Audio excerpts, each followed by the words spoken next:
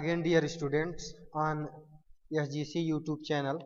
आज मैं फिर आपका स्वागत करता हूं एक नए टॉपिक सब्स्टिट्यूशन रिएक्शन, जो कि BSc फर्स्ट सेमेस्टर के ऑर्गेनिक पोर्शन में सम्मिलित है।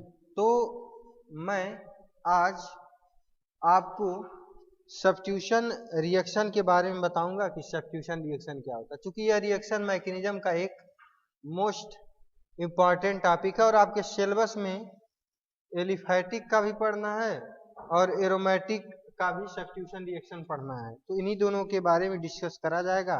आइए चलते हैं, वन बाय वन डिस्कस कर लेते हैं। तो सब्स्टिट्यूशन रिएक्शन का मतलब क्या होता है? सब्स्टिट्यूशन का मतलब होता है टू रिप्लेस, किसी भी चीज को उसके जगह से हटा देना। जैसे अगर आप बचपन में आपका छोटा भाई अगर आइसक्रीम खाता रहा होगा, तो बड़े वाला थोड़ा झगड़ालू था, तो वो क्या करता था, आता था आराम से इस छोटे वाले भाई को हटाकर सारा आइसक्रीम अपने खा जाता था। यानी हुआ क्या इसमें, देखो, यह जो यंगर ब्रदर था इसके साथ अफिनिटी में था, ये आइसक्रीम खा रहा था, लेकिन जो इल्डर या स्ट्रांगर है वो क्या करा है, आया है यहाँ बैक साइड से अटैक करके इसको हटा दिया। यानी अब आइसक्रीम अपने खाने लगा। या कह सकते हो दूसरे शब्दों में कि जो यंगर है वह रिप्लेस हो गया है, अब उसका सब्स्टिट्यूशन हो गया है इस आइसक्रीम से। और किसके द्वारा हुआ है? बड़े भाई के द्वारा। तो ठीक वही सब कुछ इस चीज को रिएक्शन या ऑर्गेनिक रिएक्शन में पढ़ना है। तो चूंकि आपको पता है सब्स्टिट्यूशन का मतलब हटाना या टू रिप्लेस कर देना होता है। तो देखो क्या लिखा, सब्स्टिट्यूशन रिएक्शन, और उसका डिफिनेशन क्या है कि ऐसा रिएक्शन जिसमें जो इन्वॉल्व होता है वाया रिप्लेसमेंट, वह रिएक्शन जो रिप्लेसमेंट के द्वारा होता है। लिखा है ना, reaction which involve the replacement of one या मोर एटम। ऐसा रिएक्शन जिसमें एक या कई एटम रिप्लेस होते हैं बाय अदर एटम, दूसरे एटम के द्वारा या दूसरे ग्रुप के द्वारा, इज कॉल्ड सब्स्टिट्यूशन रिएक्शन। तो सब्स्टिट्यूशन रिएक्शन का मतलब यही हुआ कि कोई किसी मॉलिक्यूल से, जैसे फॉर एग्जांपल मैं बात करूं RX ही मान लो है, तो ये हमारा एक कंपाउंड है। अगर कोई दूसरा ग्रुप आ करके इस R के साथ रिएक्ट करके इसको रिप्लेस कर दे या हटा दे इसको, तो इस रिएक्शन में लास्ट में आपको प्रोडक्ट ऐसा कुछ मिलेगा और जो हमारा X था वो बाहर चला जाए। यानी कि X का क्या हो गया है, सब्स्टिट्यूशन हो गया है। तो कह सकते हो ऐसा रिएक्शन जिसमें replacement of one group by the other group in A molecule, कि ऐसा रिएक्शन जिसमें एक एटम का दूसरे एटम के द्वारा रिप्लेसमेंट हो जाता है, उस रिएक्शन को हम क्या कहते हैं, सब्स्टिट्यूशन रिएक्शन। क्या कहते हैं, सब्स्टिट्यूशन रिएक्शन। तो आइए आगे बढ़ जाते हैं। चूंकि अब क्लासिफिकेशन इसका पढ़ना है, तो सब्स्टिट्यूएंट के नेचर पे इसको 3 कैटेगरी में क्लासिफाई करा गया है। जैसा कि यहां लिखा है नेचर ऑफ सब्स्टिट्यूएंट। सब्स्टिट्यूएंट के नेचर पे इसको क्लासिफाई करा गया है। जो फर्स्ट वाला है, क्या है उसका नाम, फ्री रेडिकल सब्स्टिट्यूशन रिएक्शन। तो चूंकि फ्री रेडिकल वर्ड आपने सुन चुका है और इसको मैंने रिएक्शन इंटरमीडिएट में बहुत अच्छे से पढ़ाया था। तो फ्री रेडिकल सब्स्टिट्यूशन रिएक्शन है। दूसरा क्या है, इलेक्ट्रोफिलिक सब्स्टिट्यूशन रिएक्शन। तो इलेक्ट्रोफिलिक वर्ड भी आप एक बार सुन चुके हैं कि इलेक्ट्रोफिलिक, आप इलेक्ट्रोफाइल अपने टाइप्स ऑफ रिएजेंट में बताया गया था। नेक्स्ट है हमारा न्यूक्लियोफिलिक सब्स्टिट्यूशन रिएक्शन। यह भी वर्ड आपने सुन चुका है, न्यूक्लियोफाइल क्या होता है, टाइप्स ऑफ रिएजेंट में न्यूक्लियोफाइल पढ़ाया गया है। आइए वन बाय वन स्टार्ट करेंगे। आज आपको जो पढ़ाया जाएगा वह केवल फ्री रेडिकल सब्स्टिट्यूशन रिएक्शन पढ़ाया जाएगा। यानी कि ऐसा सब्स्टिट्यूशन रिएक्शन जो केवल फ्री रेडिकल के द्वारा होता हो। किसके द्वारा होता है? फ्री रेडिकल के द्वारा होता है। तो ऐसा देखो लिखा है इसमें, radical substitution reaction are initiated by a free radical in the gas phase or non polar solvent. तो जो फ्री रेडिकल सब्स्टिट्यूशन रिएक्शन होते हैं वह फ्री रेडिकल के द्वारा ही इनिशिएट होते हैं या जनरेट होते हैं या स्टार्ट होते हैं। और किस फेज में? या तो फ्री रेडिकल हमारा गैसियस फेज में रहना चाहिए, ये इंपॉर्टेंट है, इसको देख लेना। फ्री रेडिकल हमारा गैसियस फेज में रहना चाहिए या नॉन पोलर सॉल्वेंट में हमारा फ्री रेडिकल रहना चाहिए। अब नॉन पोलर सॉल्वेंट क्या होता है? ऐसा सॉल्वेंट जिसमें पोलैरिटी ना हो, या कह सकते हैं चार्ज का सेपरेशन ना हो। जैसे अगर मैं आपको एक सॉल्वेंट लिखूं H2O, तो इसमें क्या है? पॉजिटिव और निगेटिव चार्ज का सेपरेशन है, तो ये हमारा पोलर सॉल्वेंट हो गया। क्या हो गया? Polar solvent.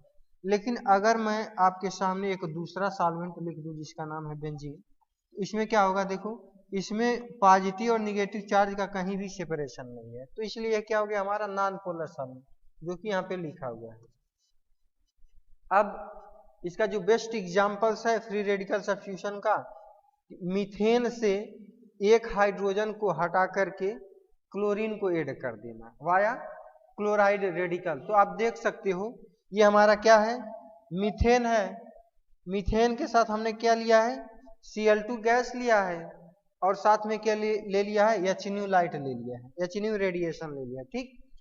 और ओवरऑल प्रोडक्ट हमारा क्या मिला? यह एक हाइड्रोजन Cl एटम के द्वारा हट जा रहा है इस ग्रुप से या इस कंपाउंड से, एक एटम का सब्स्टिट्यूशन हो जा रहा है किसी दूसरे एटम के द्वारा, और बाद में जो हमारा HCl यहाँ पर कंबाइंड हो रहा है। तो ये हमारा क्या? सब्स्टिट्यूटेड प्रोडक्ट है। क्या हमारा ये?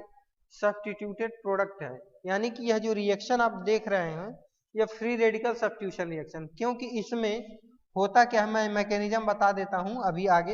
एक्चुअल में होता क्या है, यह जो Cl2 आपको दिख रहा है, यह ज्यों ही देखेगा HNU लाइट को, तुरंत अपने Cl रेडिकल में कन्वर्ट हो जाता है। किस में कन्वर्ट हो जाता है? Cl रेडिकल में, और रेडिकल के द्वारा सब्स्टिट्यूशन रिएक्शन जनरेट होने लगता है, इनिशिएट होने लगता है। आइए देख लेते हैं one by one mechanism of the free radical substitution reaction. तो सबसे जो फर्स्ट है लाइट एनर्जी या हीट, लाइट एनर्जी और heat causes homolytic cleavage of the chlorine gas producing chlorine radical. होता क्या है कि इसमें जो हम Cl2 गैसियस फॉर्म में लिए हैं उसमें हम तुरंत ज्यों ही HNU लाइट डालते हैं या हीट डालते हैं या कह सकते हैं UV रेडिएशन डालते हैं, तो तुरंत यह जो Cl हम लिख रहे हैं यहाँ पर, यह तुरंत क्या करता है? UV रेडिएशन लेकर अपने क्लोराइड रेडिकल में कन्वर्ट हो जाता है। किसमें कन्वर्ट हो जाता है? क्लोराइड रेडिकल में कन्वर्ट हो जाता है, और ये हमारा क्लोरीन फ्री रेडिकल है। तो यहाँ जैसे लिखा है कि यह जो स्टेप है, यानी कि Cl2 गैस से क्लोराइड रेडिकल का बनना, यह स्टेप का क्या नाम है? हमारा इनिशिएशन स्टेप। क्या नाम है? Initiation step. तो इसमें क्या हुआ है कि हमारा जो क्लोरीन मॉलिक्यूल था, क्लोरीन गैसियस मॉलिक्यूल था, HNU लाइट लिया, फ्री रेडिकल में कन्वर्ट हुआ, फ्री रेडिकल में कन्वर्ट हो करके हमको क्या दिया? 2 Cl फ्री रेडिकल दिए हैं, और ये हमारा क्या हो गया है? इनिशिएशन स्टेप हो गया। तो देखो हुआ क्या इसमें ओवरऑल कि हमारा Cl कुछ हुआ नहीं है इस स्टेप में। इस इनिशिएशन स्टेप या शुरुआती स्टेप में हुआ क्या है? हमारा Cl2 मॉलिक्यूल्स था, Cl2 गैसियस फेज में था, उसने HNU लाइट लिया है, एब्जॉर्ब करा है, और किस में कन्वर्ट हो गया? हमारा 2 Cl रेडिकल में कन्वर्ट हो गए हैं, और ये हमारा इनिशिएशन। तो आइए अब आगे मूव करते हैं। आगे क्या है हमारा? एक Cl रेडिकल आएगा और हम क्या करेंगे? मीथेन डाल देंगे उस रिएक्शन मिक्सचर कंडीशन में। क्या डाल देंगे? जो पहले हम क्या कर रहे थे, पहले स्टेप में हमने क्या करा, किसी रिएक्शन वेसल्स में Cl2 लिया और उस पर HNU लाइट प्रोसेस किया, HNU लाइट गुजारा या UV रेडिएशन गुजारा, और हमें रिजल्ट में क्या मिला? रेडिकल मिल गया। अब यही रेडिकल है उसमें, फिर हम उसमें क्या डाल देंगे? उस रिएक्शन मिक्सचर में क्या डाल देंगे? मीथेन डाल देंगे। मीथेन का फार्मूला क्या होता है? जो क्लास 7th में बच्चे पढ़ते हैं उनको भी पता होता है, CH4। तो अब होगा क्या? यह Cl रेडिकल इस मॉलिक्यूल के एक हाइड्रोजन एटम के साथ जाएगा और होमोलिटिकली इस हाइड्रोजन को ले लेगा, यहाँ HCl बन जाएगा और क्या हमारा जनरेट हो जाएगा, मिथाइल रेडिकल। ये हमारा क्या है, मिथाइल रेडिकल है। क्या हमारा मिथाइल रेडिकल जनरेट हो जाएगा। और ये हमारा कौन सा स्टेप है, ये हमारा कौन सा स्टेप है,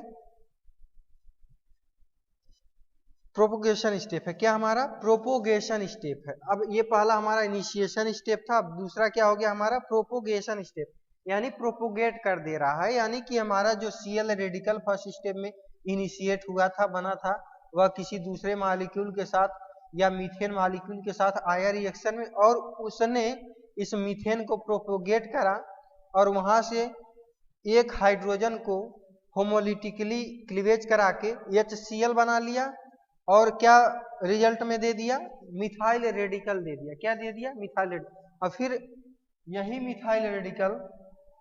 मिथाइल रेडिकल आता है फिर Cl2 मॉलिक्यूल से कॉम्बिनेशन में जाता है। चूंकि हमने जो CH3 रेडिकल प्रोड्यूस किया है, अब वह है Cl2 गैस के साथ फिर जाएगा।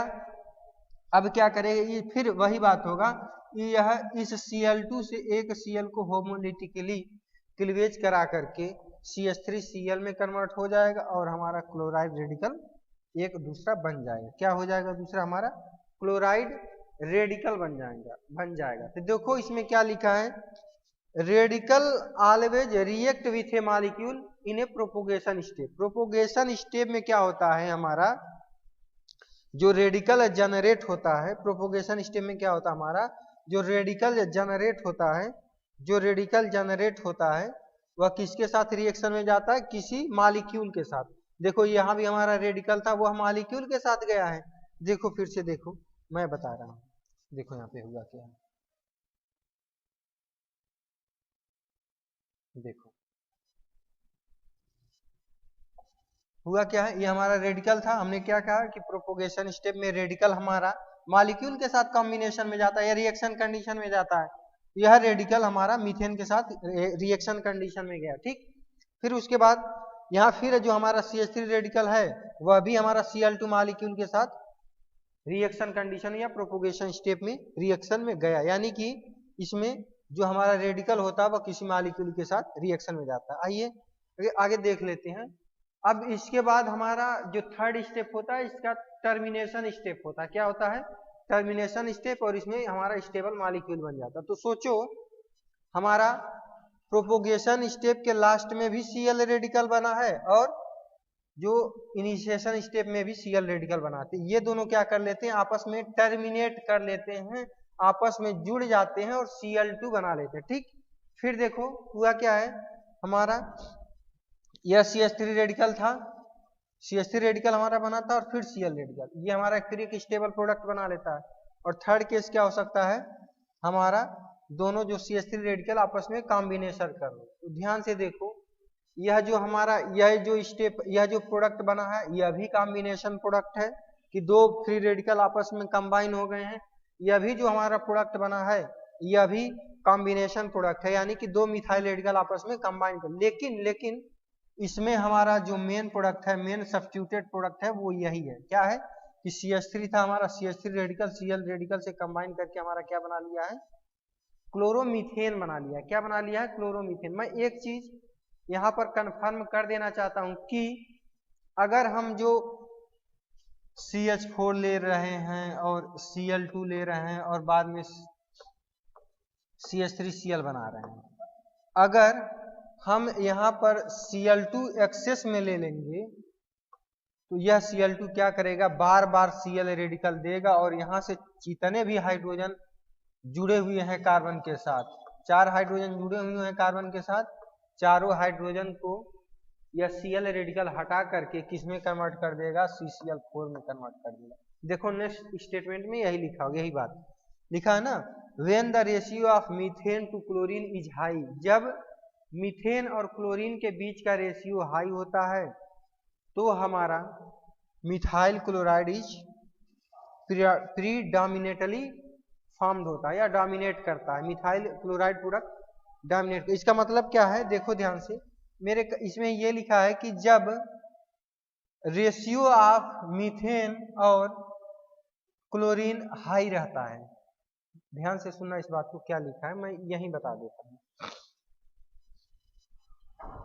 देखो रेशियो का मतलब क्या ये पूछा है कि जब रेशियो ऑफ मीथेन और Cl2 हाई रहेगा, जब मीथेन और Cl2 का रेशियो हाई रहेगा तो हमारा जो प्रोडक्ट प्रीडोमिनेटली क्या बनेगा, CH3Cl। तो ये कहने का मतलब ये है कि जब हमारा CH4 एक्सेस में रहेगा तब। ये बताओ यह रेशियो कब ज्यादा आएगा, इन दोनों का रेशियो कब ज्यादा आएगा, जब CH4 हमारा एक्सेस में रहेगा इसके कंपेरिजन में, तभी ना। जैसे मैं बात करूं CH4 ले लो 2 के रेशियो में और 1 के रेशियो में Cl2 ले लो, तो हमारा क्या आ गया, रेशियो 2 आ गया या अनुपात 2 आ गया।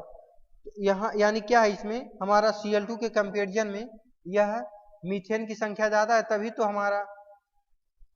तो हमारा रेशियो ज्यादा आ रहा है। लेकिन अगर सोचो, अगर ऐसा कुछ रहता कि मीथेन कम रहता है और Cl2 ज्यादा रहता तो रेशियो क्या आता, 1 से कम आ जाता। क्या आ जाता, कम आ जाता। तब क्या होता, जब कम आ जाता तो हमारा जो प्रोडक्ट है वह CCl4 बन जाता। देखो नेक्स्ट में यही लिखा है कि when chlorine is taken in excess, जब हम क्लोरीन को एक्सेस में लेंगे, ऑल हाइड्रोजन, जितने भी कार्बन के साथ हाइड्रोजन लगे हुए हैं वह सारे रिप्लेस हो जाएंगे via Cl radical to form CCl4। Clear है बातें क्लियर हैं, तो आगे बढ़ते हैं। देखो एक और एग्जांपल्स इसका देख लेते हैं, मैं इसका स्टेटमेंट देख लेते हैं। वही है कि देखो लिखा है कि many organic molecule undergo substitution reaction, बहुत सारे जाते हैं। इन सब्स्टिट्यूशन रिएक्शन में क्या होता है कि एक एटम या ग्रुप या एटम रिमूव हो जाता है किसी दूसरे एटम के द्वारा या दूसरे ग्रुप के द्वारा। ये तो बातें सब जानते हैं कि सब्स्टिट्यूशन रिएक्शन में क्या होता है, किसी मॉलिक्यूल का, किसी कंपाउंड का एक एटम या एक ग्रुप किसी दूसरे एटम या दूसरे ग्रुप के द्वारा सब्स्टिट्यूट हो जाता है। और एग्जाम्पल हमने दिखा दिया है और इसका मैकेनिज्म भी हमने पीछे बता दिया है। अब इसमें देख लो एल्केन होता क्या है, फिर से देखो, alkane react with molecular hydrogen. Molecular मतलब Cl2 Br2, वो कुछ भी आपको दे सकता है, Cl2 दे सकता है, Br2 दे सकता है, I2 दे सकता है, दूसरे शब्दों में आप X2 कह सकते हो, to form alkyl halide. Alkyl halide बनता है। और इसमें होता क्या है, एल्काइल हैलाइड्स होता क्या है, एल्काइल हैलाइड हमारा क्या होता है, हाइड्रोकार्बन्स होता है। क्या होता है, हैलोजन का हाइड्रोकार्बन। देखो ये क्या हमारा हैलाइड, हैलो, और ये हाइड्रोकार्बन चेन है, तो हमारा होगा halogen hydrocarbon. That contain at least 1 halogen atom. वही मतलब, या तो इसको आप एल्काइल हैलाइड को ऐसा हाइड्रोकार्बन कहिए जिसके पास एटलीस्ट 1 हैलोजन एटम हो, या दूसरे शब्दों में मोनो हैलोजिनेटेड हाइड्रोकार्बन कह सकते हैं, इसका IUPAC नेम है। ठीक, अब this reaction takes place at high temperature. यह याद रखना हमेशा, जो फ्री रेडिकल सब्स्टिट्यूशन रिएक्शन होता है वह हीट में भी होता है और किस में होता है, लाइट के प्रेजेंस में। लेकिन याद रखना, यह जब भी हीट आपको दिया रहेगा वह हाई अमाउंट का हीट रहेगा, कह सकते हो मोर देन 70 डिग्री या मोर देन 65 या 70 डिग्री से हमेशा ज्यादा ही रहेगा। और कुछ यहाँ देखो हमने नंबर ऑफ एग्जांपल्स ले लिया है और हमने प्रोडक्ट बना दिया। क्लियर, मीथेन लिया, Cl2 ले लिया है, मिथाइल क्लोराइड बना दिया, फिर इथेन ले करके Br2 से रिएक्शन कराया है और क्या बना दिया है, CH3CH2Br बना दिया है। यानी कि क्या था, यहाँ पर हम ऐसे लिख सकते हैं CH2Br, तो यहाँ से फिर Br रेडिकल जनरेट होगा, यही Br रेडिकल इस हाइड्रोजन को हटा करके यहाँ जुड़ जाएगा और ये हमारा लास्ट में HBr बन जाएगा। क्लियर, फिर देख लो वही सारा मैकेनिज्म है, एक ही पेज पे हमने इंक्लूड कर दिया है उसका कि Cl2 था हमारा, दो Cl रेडिकल बना, इसको हमने इनिशिएशन स्टेप दे दिया। थर्ड में क्या था हमारा, प्रोपोगेशन स्टेप था कि मीथेन ने Cl रेडिकल के साथ रिएक्ट करके क्या बना दिया हमारा, CH3 रेडिकल बना दिया। और फिर नेक्स्ट स्टेप में मतलब उसी प्रोसेस में CH3 रेडिकल ने इस Cl2 के साथ रिएक्ट करके एक Cl रेडिकल फिर जनरेट कर दिया। देखो यहाँ पर CH3Cl बन गया और फिर क्या हमारा जनरेट हो गया है Cl रेडिकल। अब ध्यान से देखो हमारा यह जो Cl रेडिकल है, CH3 रेडिकल है हमारा, यह भी प्रोपोगेशन स्टेप में रेडिकल जनरेट हुआ, यह भी प्रोपोगेशन स्टेप का ही है। तो दोनों आएंगे और आपस में क्या कर लेंगे, टर्मिनेट कर लेंगे, आपस में जुड़ जाएंगे। क्लियर। या दूसरा क्या हो सकता है कि CH3, इसका मतलब इसी के दो मॉलिक्यूल आपस में आकर के जुड़ जाएंगे, या नेक्स्ट स्टेप में इसी के मतलब इसी टर्मिनेशन स्टेप में दो Cl रेडिकल आकर के जुड़ जाए तो हमारा क्या बन जाएगा, Cl2 बन जाएगा। क्लियर। तो ये सारा केस है हमारा टर्मिनेशन स्टेप का। तो याद रखना जो हमारा मेन प्रोडक्ट है, या कहीं भी आपके क्वेश्चन में पूछे कि मेन टर्मिनेशन स्टेप कौन है, तो बार बार आप कहोगे यही हमारा मेन टर्मिनेशन स्टेप है, और सब फ्री रेडिकल सब्स्टिट्यूशन का यही मेन प्रोडक्ट है, मेजर प्रोडक्ट है। ये सब माइनर बनते रहते हैं, आपको जानने के लिए हमने बता दिया है कि क्या होता है एक्चुअली।